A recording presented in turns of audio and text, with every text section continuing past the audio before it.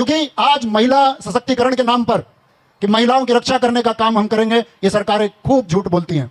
आप एक बार national crime record bureau का डेटा पढ़िए।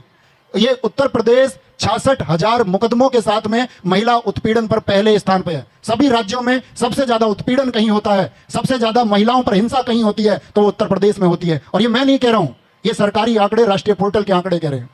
राष्ट्रीय पोर्टल के आंकड़े बता रहे हैं कि 2024 से लेकर के 2025 तक इस देश में 1,70,000 लोगों ने खुदकुशी की है। खुदकुशी की है। उन 1,70,000 लोगों में 52,000 लोग मजदूर थे।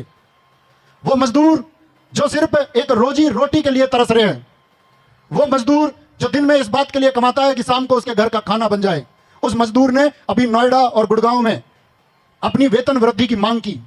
क्योंकि हरियाणा सरकार ने 1 अप्रैल 2026 को यह घोषणा कर दी कि हमारे यहां जितने भी अकुशल या कुशल मजदूर हैं उन सबके वेतन में 35% की वृद्धि होगी। तो हमारे यहां के मजदूर को मांगने का हक नहीं है? क्या उत्तर प्रदेश का मजदूर अपनी वेतन वृद्धि की बात नहीं कर सकता है? बिल्कुल कर सकता है। जब उसने अपनी मांग की तो उन्हीं मजदूरों पर लाठियां बजाने का काम इस सरकार ने किया। तो यहां जितने भी मजदूर हैं, जितने भी लोग फैक्ट्रियों में काम करते हैं, जो लोग सुबह कमाने के लिए इस बात के लिए जाते हैं कि शाम को उनके घर खाना बनेगा, जो बहुत थोड़ी मासिक मजदूरी के लिए काम कर रहे हैं, उन सबको उठ खड़े होना होगा अपने अधिकारों के लिए। जब मैंने आपको बताया कि 52,000 मजदूरों ने आत्महत्या की, वहीं पर आपको जानकर के हैरानी होगी कि आर्थिक तंगी की वजह से पिछले 1 साल में 11,000 किसान इस देश के आत्महत्या कर चुके हैं। इस देश के 14,000 युवा आत्महत्या कर चुका है जो बेरोजगार है।